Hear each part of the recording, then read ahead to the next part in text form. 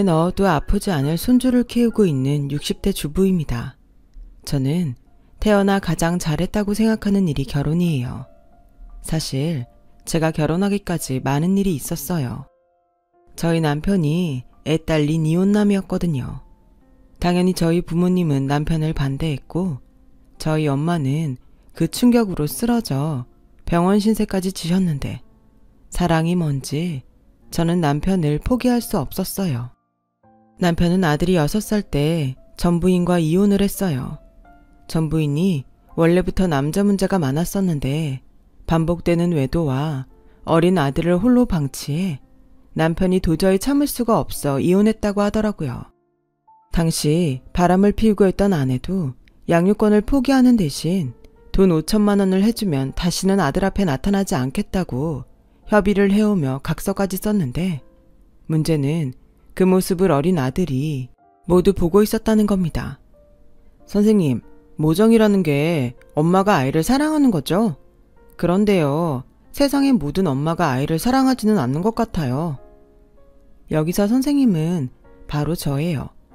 저는 당시 중학교에서 국어를 가르치는 선생이었고 아들이 있는 반의 담임이었어요. 그리고 중학교 3학년인 아들은 저희 학교에서 공부도 못하고 맨날 사고만 치는 소위 말하는 문제아였는데요. 저는 학기 초부터 유독 이 녀석한테 마음이 쓰였어요. 그래, 모든 이라고 단정 지을 수는 없지. 하지만 대체로 부모는 자식을 사랑해. 하물며 엄마는 자식을 낳았으니 그 사랑은 위대하지. 치, 위대는 무슨. 끝까지 책임질 것도 아니면 낳지를 말아야죠. 저는 선생님의 생각에 반대합니다. 그때 알았어요. 자세한 사연까지는 모르지만 이 녀석에게는 엄마에 대한 상처가 있는 게 분명하다는 것을요. 그리고 그 녀석을 눈여겨보고 있는데 중간고사를 얼마 안 남기고 경찰서에 불려가게 된 일이 있었어요. 땡땡중학교에서 오셨습니까? 이 학생 담임선생님 맞으시죠? 네, 제가 저 학생 담임입니다. 보호자 연락처는 죽어도 안 알려준다고 해서 어쩔 수 없이 선생님께 연락을 드렸습니다. 얘가 PC방에서 가만히 있는 다른 학교 애를 폭행했어요.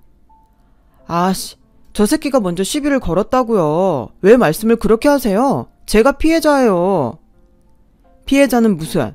야, 말은 바로 해야지. 쟤는 전교 2등하는 모범생이고 넌 양아치잖아. 어린 놈의 자식이 커서 뭐가 되려고 허구한 날 주먹질이야. 한심하다, 한심해. 저기 잠깐만요. 듣고 있자니 말씀이 심하시네요. 전교 2등은 싸움질을 해도 모범생이고 우리 애는 양아치예요? 아, 선생님. 학기 초라 잘 모르시나 본데 얘 여기 처음 아니에요. 저 새끼 학적부 안 보셨나요? 새끼요? 야, 정찬영, 너 여기 와서 선생님 뒤에 붙어. 네? 왜? 시키면 시키는 대로 해. 그리고 경찰관님, 지금부터는 저하고 얘기하세요. 제가 이 애 담임이고 지금은 보호자입니다. 어머? 저 선생님 웃긴다. 선생님이 뭐 제 엄마라도 돼요? 우리 아들 여기 피난 거 안 보여요? 감사리를 감싸셔야지. 찬영아, 너 쟤 왜 때렸어? 빨리 설명해. 아씨, 싫어요. 저봐, 지가 불리하니까 말 못하는 거. 저는 합의할 생각 없어요. 고소든 학폭이든 다 할 거니까 너 이번에는 절대 빠져나올 구멍 없으니까 각오해. 선생님, 보셨죠? 이번 일은 쉽게 넘어갈 일이 아니에요. 쟤는 죽어도 지 부모 연락처 안 알려준다고 하니까 선생님께 연락드린 건데 저도 아주 곤란합니다. 학부모 연락처 있으시죠? 제 부모님한테 연락 좀 해주세요. 아, 저 그냥 깜빵에 넣어요. 그럼 되겠네. 어차피 내 말 듣지도 않을 거면서 부모는 왜 부르라는 건데요. 저 새끼 말하는 것 좀 봐. 네 엄마가 널 그렇게 가르쳤냐? 너 솔직하게 말해봐. 네 엄마도 너 포기했지? 그러니까 그렇게 문제를 일으켜도 한 번을 오질 않잖아. 선생님도 제 엄마 못 보셨죠? 아주 내놓은 자식이에요. 경찰관님, 우리 애가 그러는데 제 엄마 쟤 두고 도망갔대요. 오죽하면 애미가 새끼를 버리고 도망을 가. 이래서 가정교육이 중요한 겁니다. 아드님처럼 공부 열심히 하는 애들은 다 보면 부모님들이 훌륭하셔. 참, 지금 생각해도 어른이라는 사람들이 한심하기 짝이 없었어요. 아이들 앞에서 배려도 없었고요. 그때 저는 봤어요. 녀석의 꼭 쥔 주먹이 부들부들 떨리고 있는걸요. 그래서 금방이라도 폭발할 것 같은 녀석의 주먹을 있는 힘껏 제 손으로 감쌌어요. 찬영이는 그런 저의 행동에 놀란 듯 저를 쳐다봤고 저는 지금 생각해도 모험이었지만 무조건 녀석의 편에 서기로 마음먹었어요. 찬영이는 저의 제자니까요. 정말 어른들이 아이들 보는 데서 한심하게 짝이 없네요. 자기 말을 듣지도 믿지도 않는 어른 앞에서 이 애가 무슨 얘기를 해요. 그리고 아저씨? 저요? 지금 저한테 아저씨라고 하셨나요? 네, 민중의 지팡이라는 경찰이 하는 짓이 영 가관이어서요. 어른이라는 사람들이 어떻게 남의 집 사정도 모르면서 말을 그렇게 함부로 하죠? 애들 앞에서 부끄럽지도 않으세요? 어머, 저 선생 지금 뭐라는 거야? 이봐요, 당신 혹시 저의 부모한테 촌지라도 받았어? 당신이 뭔데 나서 선생이라고 존대해줬더니 똥인지 된장인지 구별을 못하네. 그냥 애 아빠라는 사람한테 연락이나 하라고. 모전자전이라는 말 아시죠? 아줌마 아들이 아줌마를 보고 배우겠네요. 뭐야? 너 말 다 했어? 야, 너 몇 살이야? 왜 우리나라 사람들은 불리하면 나이를 따질까요? 저는 그날 교직에 몸을 담근 후 처음으로 학부모와 언쟁을 벌였어요. 아이들 싸움이 어른 싸움 된다고 하잖아요. 비록 자식도 없고 미혼인 저였지만 제자 편을 들다 난생 처음 시비가 붙을 위기에 놓였었죠. 그리고 이제서 고백하건대 그날 저의 발끈은 학생을 위한 교사의 마음만은 아니었어요. 그냥 그 순간에 제 성질에 못 이긴 거였죠. 하지만 저의 행동이 아주 의미가 없진 않았어요. 찬영이는 자기 때문에 저까지 휘말릴 위기에 놓이자 그제야 꾹 다물었던 입을 열었거든요. 제가 먼저 저희 엄마가 바람나서 저 버리고 간 거라고 시비 걸었어요. 야, 내가 언제? 그 PC방에 있던 사람들이 다 증인이야. 아씨, 네가 먼저 나 마마보이에 공부만 해서 게임 못한다고 비아냥거렸잖아. 엄마 몰래 학원 땡땡이 쳤다고 징징거리면서 남 게임하는데 방해하니까 그랬다. 그리고 중요한 건 주먹질도 네가 먼저 했다. 어떤 등신이 쳐맞고 가만히 있냐? 어머? 우리 애가 먼저 쳤다고? 너 여기가 어딘 줄 알고 그런 거짓말을 해. 그리고 아들 너 학원 안 갔어? 경찰관님, CCTV 확인하셨어요? 그게 거기 사장님이 고장났다고 하셔서. 고장 안 났어요. 제가 알아요. 어젠 PC방 CCTV로 도난 사건 처리하는 거 봤어요. 결국 경찰관님은 전교 2등의 말만 믿고 일을 이렇게 처리하신 거네요, 뭐. 누가 먼저든 싸움을 했다는 건 쌍방이니까 둘이 똑같다고 치지만 경찰관님 일 처리는 문제가 많아 보이네요. 지금이라도 같이 그 PC방에 가보죠. 그럼 누구 말이 진짜인지 금방 알겠네요. 그리고 만약 우리 애가 억울하게 몰린 거라면 저 진짜 가만 안 있습니다. 잘못했어요. 아씨, 제 말이 다 맞아요. 공부하기 싫어서 엄마한테 거짓말하고 PC방 갔는데 게임도 잘 안 되고 열받아서 홧김에 제가 그랬어요. 홧김에 일을 그렇게 크게 만드나? 여기가 어딘 줄 알고. 찬영아, 아버님께 전화드려. 아무래도 합의는 우리가 해야겠다. 그렇죠, 경찰관님? 지금 생각해도 통쾌해요. 그리고 그날 저는 찬영이 담임을 맡으면서 남편을 처음 만났고 그날의 사건으로 제 인생은 조금씩 달라지기 시작했어요. 물론 처음엔 그냥 교직 생활 중 한 번 있는 해프닝인 줄 알았는데 이제 와보니 그날의 일은 제 운명을 통째로 바꿔놓았네요. 찬영이는 그날 사건 이후 완전히 달라진 아이가 됐어요. 수업 시간이면 늘 마음 편히 엎드려 자는 아이였는데 그런 아이가 공부를 하기 시작한 거죠. 저는 다른 것보다 찬영이 스스로 노력하기 시작했다는 것이 참 기특했는데 그러다 학부모 상담 주간에도 볼 수 없었던 찬영의 아버지이자 지금의 남편이 담임인 저를 찾아왔어요. 그날은 정말 죄송하고 감사했습니다. 마땅히 인사를 드려야 할 것 같아서 찾아왔어요. 이렇게까지 마음 쓰시진 않아도 되는데. 아닙니다. 제가 선생님께 얼마나 감사한지 몰라요. 창피한 말이지만 저는 찬영이에 대해 아는 게 별로 없거든요. 본인이 말을 안 하니 알 길이 없었죠. 근데 그런 녀석이 얼마 전에는 저한테 문제집을 사달라고 하더라고요. 저는 물론 그냥 돈을 받기 위해서 하는 거짓말인 줄 알았는데 집에 진짜로 문제집이 있어서 아주 깜짝 놀랐습니다. 그러셨어요. 솔직히 저도 요즘 찬영이한테 놀라고 있어요. 수업에는 도통 관심이 없었는데 요즘은 공부를 하려고 애를 쓰는 것 같더라고요. 다른 과목 선생님들도 많이 놀라고 계세요. 그래서 제가 물어봤습니다. 왜 갑자기 공부를 하냐고, 꿈이라도 생겼나 해서요. 근데 하는 말이 담임선생님한테 보답할 길이 그것밖에는 없는 것 같다고 하더라고요. 그러면서 그날 담임선생님이 자기 편을 들어주셔서 무척이나 감동받았는데 저한테 사실은 세상에 자기 편은 없을 거라고 생각했대요.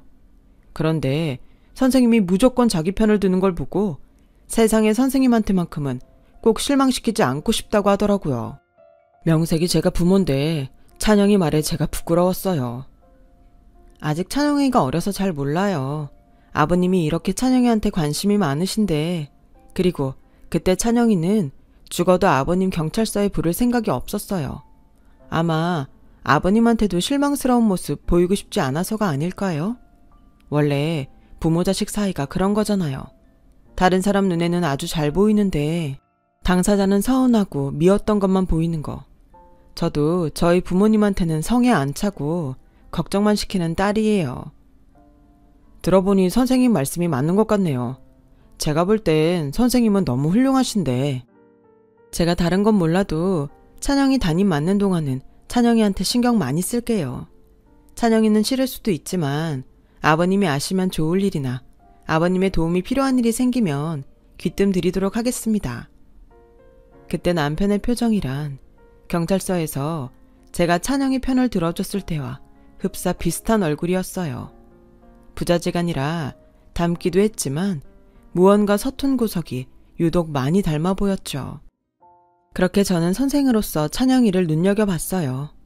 그리고 자연스럽게 찬영이 일로 남편과 통화를 하거나 가끔은 만나는 일도 있었는데 표현하지는 않았지만 무슨 마음인지 자꾸만 남편에게 신경이 쓰였어요. 한 번은 찬영이의 진학 문제로 남편이 상담차 학교에 왔는데 와이셔츠 소매 단추가 모두 떨어져서 소매가 너덜너덜 하더라고요. 게다가 자세히 보면 어떻게 세탁을 했는지 얼룩도 보였어요. 그때는 말하지 못했지만 속으로 이런 게 부인 손이 필요하다는 건가 하는 생각을 했고, 또 한 번은 현장학습을 갈 때였는데 분식점에서 김밥 2줄을 샀는지 검은 봉지를 든 찬영이를 보고 제 일처럼 속상한 마음이 들었어요.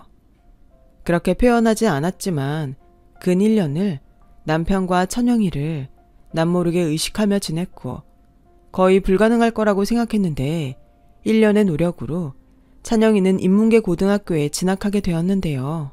비록 학군에서 가장 미지망률이 높은 학교였지만 저는 찬영이가 보인 기적 같은 성과에 박수를 보냈어요.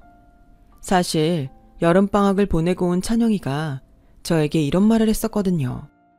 선생님, 제가 이제 와서 의사가 되고 싶다고 하면 너무 늦은 걸까요? 아니, 선생님은 충분할 것 같은데. 너는 머리가 좋아서 뭐든 다 가능해. 근데 왜 의사가 되고 싶은지 선생님이 물어봐도 돼? 그게 아빠를 행복하게 해주고 싶어서요. 세상에 공부 잘하는 자식을 싫어하는 부모는 없잖아요. 저는 꿈이 없으니까 아빠를 위해서 의사가 되고 싶어요. 거짓말. 너는 지금 선생님한테 네 꿈을 얘기한 것 같은데? 근데 찬영아, 다 좋은데 누구를 위해서 의사가 되지는 마. 선생님은 의사가 된 너의 미래가 너무 기대되는걸. 슈바이처처럼 훌륭한 의사가 되면 좋겠다. 솔직히 말은 그렇게 했지만 현실은 그렇게 희망적이지 않았어요. 하지만 이제 막 희망을 품게 된 아이의 마음을 꺾고 싶지 않았던 전 선의의 거짓말을 했고 나중에 찬영이가 실망할까봐 걱정을 했었죠. 하지만 저의 걱정은 하지 않아도 될 걱정이었어요. 찬영이가 무사히 인문계 학교에 진학을 했기 때문이죠. 그 후에는 다른 아이들처럼 학원도 다니면서 본격적으로 공부를 시작했다는데 감사하게도 그 소식을 남편이 들려줬어요. 그 후로 가끔 찬영이 일로 저와 남편은 연락을 주고받았는데요. 6개월 정도가 지나자 그 연락도 뚝 끊겨버렸어요. 그러는 사이 저희 집에서는 결혼을 해야 하는 나이가 됐으니 맞선을 보라고 성화였고 그 등살에 몇 번 맞선을 나갔는데 영 마음이 동하지 않았어요. 그래서 결혼은 좋아하는 사람 만나게 되면 하고 싶다고 했는데 이미 30대인 저는 더 나이가 들면 아무도 거들떠보지 않는다며 저희 부모님은 더욱더 선자리에 집착하셨어요. 너 지금이 젊은 것 같지? 아니야. 너 이미 올해 결혼해서 내년에 애 낳아도 노산이라고. 그나마 직업이 교사라서 이렇게 선자리가 들어오는 건데 너 금방 40이다. 아무리 교사라고 해도 그때는 좋은 자리가 없어. 엄마, 결혼이 무슨 자리야? 난 아이들 가르치고 싶어서 선생이 된 거지. 좋은 집에 시집가려고 선생이 된 게 아니야. 그거나 저거나 겸사겸사 좋지 뭐. 그리고 이왕 가는 시집 당연히 좋은 집에 가야지. 그래야 엄마 아빠 면도 살고 두루두루 좋은 거야. 그래, 네 엄마 말이 맞아. 부모가 뭐야? 자식 잘 되길 바라는 게 부모 마음이지. 넌 너무 마음도 약하고 순진해. 그래서 우리가 더 신경 쓰는 거야. 그러니 엄마 아빠 믿고 이번 선자리는 잘해봐. 결혼하고 사랑하면 되지. 꼭 사랑해서 결혼해야 하는 건 아니야. 알겠지? 참 답답했어요. 그리고 후회도 했어요. 제가 너무 말 잘 듣는 딸이었다는 게 그때는 정말 싫었죠. 그리고 1년이 지나고 운명처럼 남편을 동네 지하철역에서 마주치게 되었어요. 저는 너무 반가워 먼저 다가가 인사를 했는데 얼마 전 저희 동네로 이사를 왔다고 하더라고요. 참고로 남편은 제가 사는 동네를 몰랐어요. 그러니 서로 신기하다며 대화를 이어갔는데 글쎄 찬영이가 반에서 반장도 하고 성적도 꽤 높다는 얘기를 듣게 되었어요. 정말 너무 다행이에요. 사실 공부하다 힘들면 포기할까 걱정했는데. 사실 저도요. 근데 녀석이 제법 끈기가 있어요. 안 그래도 몇 번 선생님 얘기를 했었는데 연락드리기는 좀 그렇더라고요. 이미 저희 아이가 졸업도 했고. 그러신 것 같았어요. 근데 저 찬영이 생각 진짜 많이 했어요. 궁금도 했고요. 그래서 그러신가 하면서도 사실은 연락 기다렸어요. 아, 그러셨어요? 선생님은 진짜 아이들을 좋아하시네요. 그럼 실례가 아니라면 동네도 같으니까 종종 연락드려도 될까요? 아무래도 아빠 혼자 애를 키운다는 게 어디에 물어볼 데도 없고 영 힘들어서요. 네, 언제든지 연락 주세요. 그리고 찬영이도 한번 봤으면 좋겠어요. 남자애들은 빨리 크던데 어떻게 컸는지 궁금하거든요. 그날 그런 대화를 하면서 가슴이 어찌나 쿵쾅쿵쾅 뛰는지 무슨 설레는 대화를 한 것도 아니었는데 이상했어요. 그리고 곧 저는 제 감정을 알게 되었어요. 좋아하는 거네, 이 맹추야. 넌 뭐 너도 모르게 짝사랑을 1년씩이나 하냐? 누군데? 어떤 사람인데? 제일 친한 친구는 단번에 저에게 그렇게 말했어요. 차마 그 상대가 제자의 아버지라는 말을 하지 못해 그냥 비밀이라고 얼머부렸는데 안 된다는 걸 알면서도 남편에게 향하는 그 마음을 도저히 멈추지 못했어요. 부모님은 무슨 학부형을 동네에서까지 만나냐며 핀잔을 주셨지만 언제나 남편과 찬영이를 만나고 싶었던 것은 저였기에 학교 근무가 끝나고 또 주말이면 건수를 만들었죠. 너무 좋아했던 탓인지 저도 모르게 남편에게 수간의 감정을 억누르지 못하고 고백을 해버렸어요. 남편의 얼굴은 금방이라도 터질 것처럼 새빨갛게 변했는데 곧 자기는 그럴 자격이 없다면서 거리를 두자고 했고 저는 제대로 시작도 못 해봤는데 그렇게 남편에게 차여 힘든 시간을 보내야 했어요. 그런데요, 한 달 정도가 지났을까? 찬영이가 아빠가 독감에 걸렸는데 너무 힘들어한다고 연락이 왔어요. 쌤, 아빠가 열도 나고 시름시름 하는데 응급실 가야 해요? 119에 전화해야 해요? 이럴 땐 어떻게 해야 해요? 찬영아, 진정해. 아빠 많이 아프시니? 집에 약은 있고? 병원에서 타온 약 있는데. 알았어. 그럼 선생님이 지금 갈게. 저는 그 길로 슬리퍼도 짝짝이로 신었다는 것을 잊은 채 남편의 집으로 갔어요. 그리고 찬영이 말대로 고열에 시름시름 앓는 남편을 봤고, 저도 아는 것이 없어 서툴지만 물수건으로 연거푸 식은땀을 닦아주며 밤을 새워 간호를 했어요. 그리고 새벽 4시가 되자 저의 정성 때문인지 해열제의 효과인지 열이 내렸고, 그제야 긴장이 풀려 쪼그리고 앉아 쪽잠을 자는데 그새 정신을 차린 남편이 저를 발견했어요. 저는 원래 가는기가 예민해서 잘 깨는 타입인데 저에게 담요를 덮어주는 남편 앞에서는 깨고 싶지 않아 계속 자는 척을 했더니 뜻밖의 남편의 속마음을 듣게 되었는데요. 지금도 그때를 떠올리면 시간이 많이 흘렀는데도 처음 듣는 것처럼 설레어요. 꿈인 줄 알았는데 진짜 당신이었네. 이러면 안 되는데 너무 좋네요. 나는 정말 자격이 없는 사람이지만 만약 우리가 조금 더 일찍 만났다면 얼마나 좋았을까 자꾸만 생각하게 돼요. 당신 마음 너무 받고 싶은데 그럼 안 되는 걸 너무 잘 알아서 당신 마음을 아프게 해서 미안해요. 저는 남편의 진심을 듣고 가만히 있을 수 없었어요.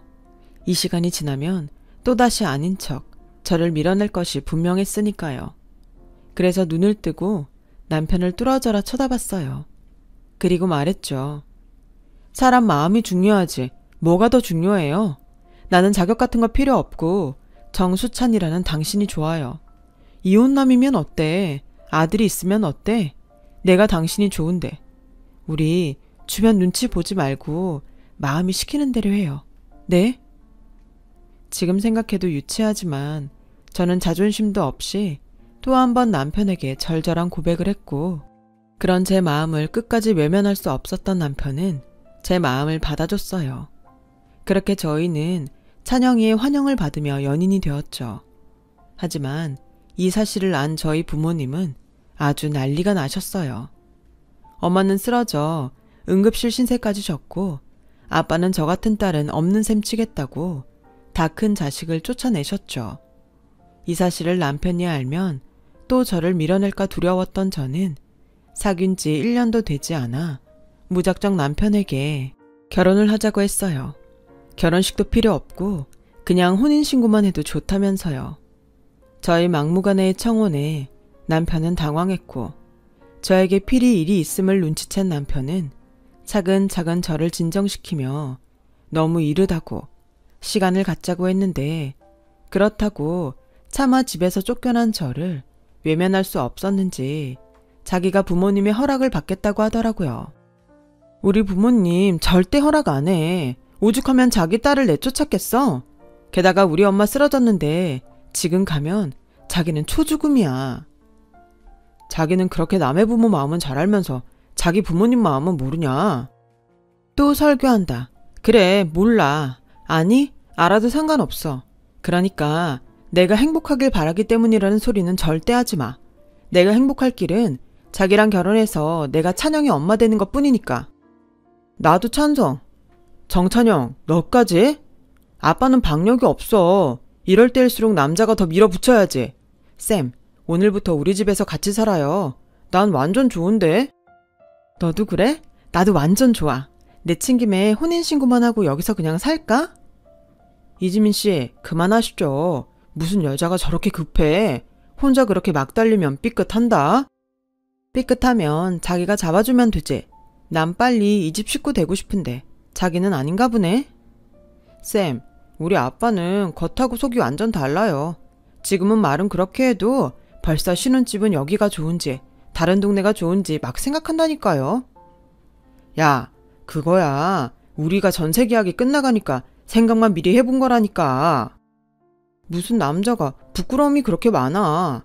쌤이 좀 힘들어도 그냥 밀고 나가요. 나는 완전 쌤 편. 찬영이가 원래 그렇게 넉살이 좋았던 아이가 아니었는데 제가 담임을 맡았던 그때 그 사건 이후 아이는 완전히 저에게 마음을 열어줬고, 마음을 연 만큼 밝아진 찬영이를 보니 저는 부모님에게 심한 반대를 당하고 있다는 것도 잊을 만큼 뿌듯하고 행복했어요. 그리고 한 달 정도 집에 들어가지 않고 시위를 했는데 저희 엄마가 학교로 저를 찾아오셨어요. 그리고는 아직 분이 안 풀렸는지 무서운 얼굴로 저를 노려봤는데 표정과는 달리 뜻밖의 말을 꺼내셨어요. 내가 정말 너 때문에 못 살아. 하고 많은 남자 중에 하필이면 학부형한테 빠져. 여기 내 직장이야. 그런 소리 할 거면 가. 너 당장 오늘부터 집으로 와. 싫어. 허락해주지 않으면 절대 안 가. 너 정말 이럴 거야? 아휴, 알았어. 알았으니까 집에 들어와. 괜히 살림부터 차렸다고 동네 소문나게 하지 말고. 그리고 신혼집은 집에서 아주 멀리 얻어. 꼴 보기 싫으니까. 뭐라고? 엄마, 내가 지금 잘못 들은 거 아니지? 엄마 지금 허락하는 거야? 그래, 내가 전에도 말했지. 다 너 잘 되라고 그러는 거라고. 근데 네가 죽어도 그 사람 아니면 안 된다고 하니까 어쩌겠냐. 남의 아들 사정사정하는 거 보는 것도 힘들고 나랑 네 아빠 두 손 두 발 다 들었어. 그러니까 오늘부터 그 사람 우리 집에 오지 말라고 해. 알았어? 나중에 식 올리면 그때 오라고. 설마 수찬 씨 우리 집에 갔어? 오다 마다냐? 맨날 와서 너 달라고 하는데 내가 아주 노루제 걸리겠어.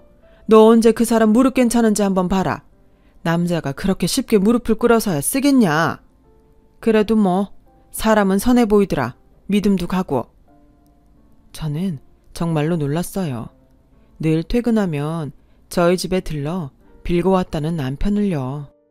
저한테 그리고 찬영이한테는 아무 일도 없는 것처럼 내색 한번 하지 않더니 이런 사람을 제가 어떻게 안 좋아할 수가 있겠어요. 그렇게 저희는 결혼을 했어요. 저희 엄마의 바람대로 신혼집은 저희 친정과 멀리 떨어진 곳에 장만했고요. 그리고 결혼하자마자 둘이 아닌 셋이었지만 마치 처음부터 우리는 셋이었던 것처럼 많이 행복했죠. 그리고 저는 혹여나 찬영이가 상처받을까 결혼 전 남편에게 아이는 갖지 않겠다고 선언했는데 남편은 고마워하면서도 미안해하며 평생 행복하게 해주겠다고 약속을 했는데 남편은 그 약속을 완전히 지키지 못했어요. 남편은 건축 현장에서 일하는 소장이었는데 무엇이 문제였는지 화재가 일어났고 그 화재 속에 유일하게 사망자가 있었는데 그 사람이 바로 저희 남편이었어요.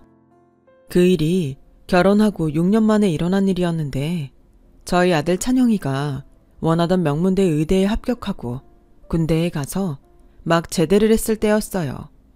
현장에서 사고 소식을 듣고 수업이고 뭐고 정신없이 병원으로 달려간 저는 너무나도 차가운 남편의 얼굴을 확인하는 순간 그 자리에서 혼절을 하고 말았어요.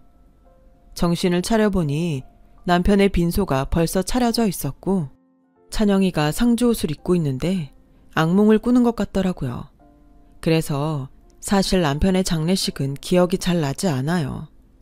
감사하게도 저 대신 저희 부모님이 거의 모든 것을 대신하셨고 찬영이 역시 슬픔의 무게가 무거웠을 텐데 꿋꿋하게 상주 역할을 해주었다는 것만 기억이 날 뿐이죠. 사실 그때까지 찬영이와 저희 부모님은 꽤 서먹서먹한 사이였어요.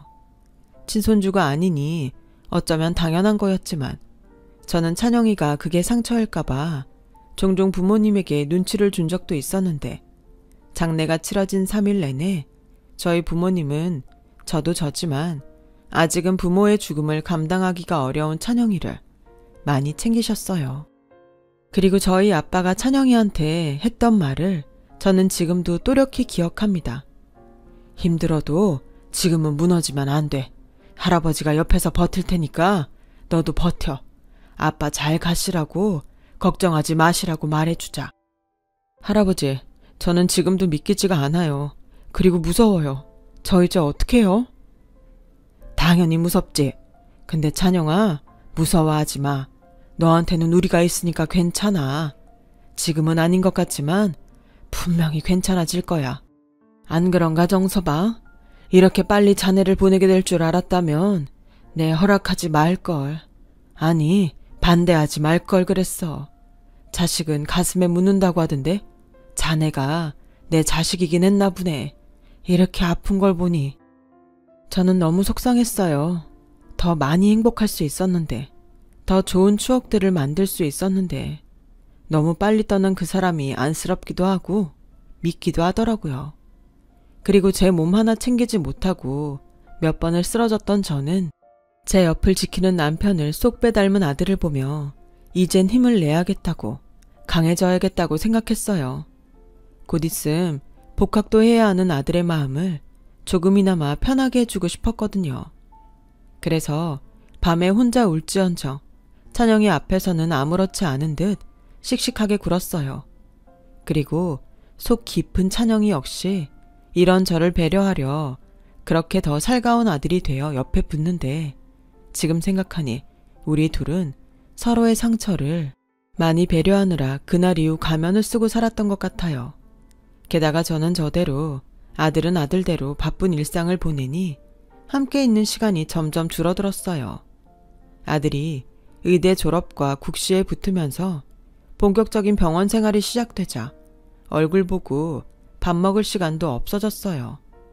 그래서 한 번은 아들의 부탁으로 갈아입을 속옷과 화장품 같은 걸 챙겨서 아들이 근무하는 병원으로 간 적이 있었는데, 모처럼 아들 얼굴을 본다고 생각하니 기분이 좋았던 저는 병원 사람들이랑 함께 먹으라고 이것저것 간식을 사들고 갔어요. 그런데 그곳에서 한 번도 보지 못했던 남편의 전부인이자 찬영이의 친모를 보게 되었고, 찬영이와 친모는 꽤 오래전부터 만나고 있었는지 전혀 어색한 구석이 없어 보였어요. 사실 남편 몰래 찬영이 방에서 찬영이 엄마 사진을 본 적이 있어요. 그래도 친모가 많이 그리웠는지 찬영이는 어릴 때 찍은 듯한 가족 사진을 고이 간직하고 있었는데, 그때 그 두 사람을 보고 있으니 여기서 이방인은 저 여자가 아닌 저인 것 같더라고요. 그래서 말없이 발걸음을 돌리려는 그때 두 사람의 대화가 심상치 않다는 걸 알게 되었죠. 찬영아, 너 언제까지 그 여자랑 살 거야? 이제 네 아빠도 없는데 우리 둘이 살자. 엄마 너랑 살고 싶어. 응? 그건 나중에. 왜? 설마 그 여자가 널 낳아준 나보다 더 좋은 건 아니지? 엄마. 알았어. 그리고 아들, 이번 달 생활비 아직이더라. 사실 엄마 그거 받으러 왔잖아. 그랬어? 요즘 날짜 개념이 없어서 내가 금방 이체할게. 에이, 그냥 현금으로 뽑아줘. 그리고 요즘 엄마가 무릎이랑 허리가 또 말썽이야. 아무래도 수술을 해야 할 것 같은데 아들이 엄마 수술비랑 병원비 해줄 거지? 내가 아직 수입이 그렇게 많지 않아서 지금도 월급의 반 이상 엄마한테 주고 있는 거야. 성수동 엄마한테는 용돈 한 번 드린 적이 없는데 생활비에서 해결이 안 돼? 야, 그 사람은 남이잖아. 왜 네가 힘들게 번 돈을 남한테 주냐? 그리고 생활비는 생활비고 병원비는 병원비지. 너 계속 그럼 나 그 여자 찾아간다. 엄마, 그건 절대 안 돼. 내가 그거 하지 말라고 여태 생활비 주고 있는 거잖아. 그래, 내가 그거 받고 가만히 있는 거잖아. 근데 병원비는 못 줘? 그럼 나도 어쩔 수 없지. 막말로 내 남편이랑 내 아들이랑 행복한 소꿉장난한 그 여자도 나한테 정신적인 위로금 같은 거 줘야 되는 거 아니야? 엄마도 참 양심도 없다. 엄마가 나랑 아빠한테 어떻게 했는데 이제 와서 그런 소리래. 거봐, 너 나한테 엄마 하면서도 사실은 그 여자를 더 엄마라고 생각하지? 난 이렇게 다 뺏겼는데 억울해서 그래. 그래서 돈이라도 왕창 뜯어야겠어. 그 여자 선생이라며? 그럼 퇴직금 빵빵 하겠네. 저는 참을 수 없었어요. 다른 건 다 참아도 내 아들 건드리는 건 도저히 참을 수 없더라고요. 그리고 그동안 혼자 말도 못하고 끙끙거렸을 아들을 생각하니 피가 거꾸로 솟는 것 같았어요. 그래서 제 평생 한 번도 해보지 못한 다른 여자 머리채를 확 낚아챘고, 저의 갑작스러운 등장과 행동에 놀란 아들과 영문도 모르고 머리채를 잡힌 그 여자를 번갈아 보며 저는 이렇게 말했어요. 정찬영, 너 내가 그렇게 가르쳤어? 네가 뭐 때문에 혼자 끙끙 앓아. 이 여자 말대로 너는 날 남이라고 생각하는 거야? 그리고 당신, 그동안 내 아들 돈 얼마나 받아먹었어? 그 돈이 어떤 돈인데 탐을 내? 엄마, 내가 다 설명할게. 누가 네 엄마니? 널 이 세상에 태어나게 해준 사람은 나야. 그리고 내가 내 아들 돈 쓰는데 당신이야말로 무슨 상관이야. 고작 몇 년 키운 거 가지고 너무 오바 떠는 거 아니야? 애 아빠도 죽고 없음. 알아서 내 아들한테서 떨어져. 의사 아들 덕볼 생각도 하지 말고. 누가 할 소리.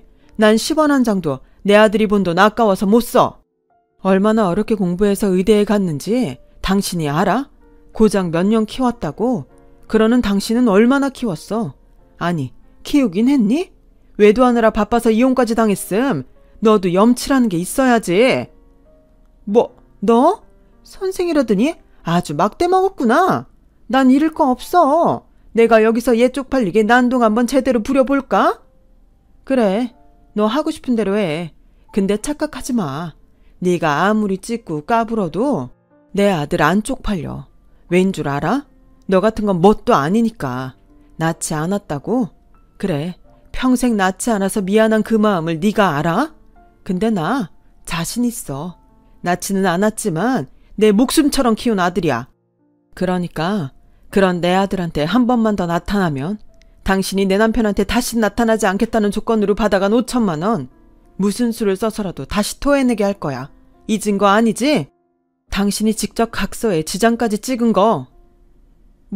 뭐야? 그건 찬영이 아빠한테 준 거지. 너랑 상관없잖아. 너야말로 애 아빠 죽었으니까 내 아들 옆에서 떨어져. 그때 찬영이의 친모는 거의 미친 여자처럼 저를 밀쳤어요. 그래서 그 힘에 제가 넘어졌는데 그 모습을 본 찬영이의 눈이 심상치 않더군요. 지금 뭐 하는 거야? 당신이 뭔데 우리 엄마한테 손을 대? 나았으면 다야? 당신도 이미 알잖아. 내가 왜 당신이 달라는 대로 생활비를 줬는지.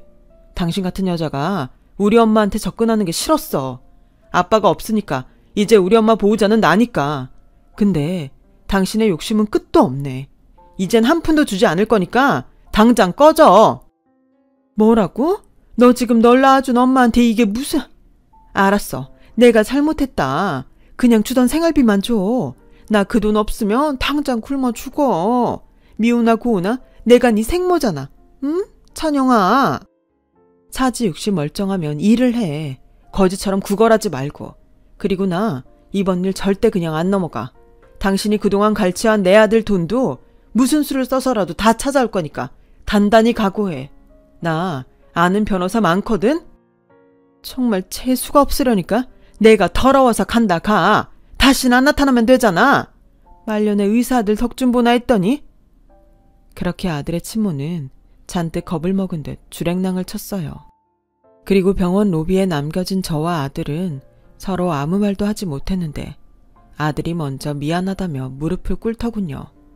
그리고는 이렇게 말했어요. 엄마, 미안해. 일부러 숨겼어. 그냥 나 혼자만 힘들면 될 것 같아서. 근데 믿어줘. 나한테 엄마는 엄마 한 사람뿐이야. 믿고 안 믿고가 어딨어. 천륜이 괜히 천륜인 줄 알아? 근데 피 같은 돈을 그렇게 쉽게 주면 어떡해? 도대체 얼마나 준 거야? 내가 진짜 너무 속상해. 엄마가 다 채워줄 거니까 얼마인지 빨리 말해. 엄마, 나는 그 돈 진짜 하나도 안 아까워. 내가 엄마 지키는 데 쓴 돈이잖아. 의미 있다고 생각해. 물론 그 돈으로 우리 엄마 호강시켜줬으면 더 좋았겠지만 이미 엄마는 네 엄마가 됐을 때부터 호강이야. 이렇게 착하고 멋있는 아들을 공짜로 얻었는데 그 이상 뭘 바라냐. 네 아빠가 그렇게 가고 내가 지금까지 버텼던 건 다 너 때문이야. 내 아들이 있는데 엄마가 씩씩하게 살아야지. 그 힘이 지금까지 살게 했어. 엄마, 나도 엄마가 있어서 지금까지 살았어. 엄마가 경찰서에서 처음 내 편 들어줬을 때부터 나는 세상에서 엄마가 제일로 좋았어. 아빠보다 더. 우리는 창피하게 병원 한복판에서 그렇게 심파를 찍었어요. 지금은 그 일을 추억이라고 웃으면서 얘기하는데 아마도 우리는 그때 서로의 진짜 마음을 확인했던 것 같아요. 그리고 그 일로 배려하느라 썼던 가면을 벗어버리고 진짜 모자지간이 되었고 어릴 때 찍은 가족 사진을 여태 간직한 이유가 뭔지 뒤늦게 물어봤더니 나중에 친모가 약속을 깨고 나타나도 절대 그때의 일을 잊지 않으려 간직했다고 하는데 아들의 그 말이 제 가슴을 더 아프게 했어요. 그래서 할 수만 있다면 앞으로는 모든 순간을 행복하게만 해주고 싶었는데 3년 전 아들이 결혼을 하고 사랑하는 와이프와 딸을 낳고는 저의 바람대로 아들은 세상에서 가장 행복한 사람이 되었어요. 그리고 아들도 며느리도 모두 의사이다 보니 이제 돌이 막 지난 손녀딸은 저의 차지가 되었는데요. 누군가는 그러더군요. 퇴직 후 손녀나 보고 있으니 불쌍하다고. 그런데 그건 정말 모르는 소리예요. 이 조그맣고 귀여운 녀석이 커가는 모습을 매일매일 볼 수 있는데 이것과 바꿀 호사가 어디 있을까요? 그래서 저는 아주 당당히 말하고 다녀요. 교단에 섰던 예전보다 지금이 훨씬 더 행복하다고요. 그리고 언젠가 하늘에서 남편을 만나게 된다면 먼저 가서 못 누린 행복이 얼마나 많았는지 이 긴 이야기를 밤새도록 주렵니다. 지금까지 저의 이야기 들어주셔서 너무나도 감사드려요. 겨울이 가고 따뜻한 봄이 오듯이 여러분의 인생도 봄처럼 따뜻하길 진심으로 바라겠습니다. 여러분, 사연 댓글에 응원과 현명한 조언 부탁드려요. 좋아요와 구독은 저에게 큰 힘이 됩니다. 오늘도 좋은 일 가득하세요.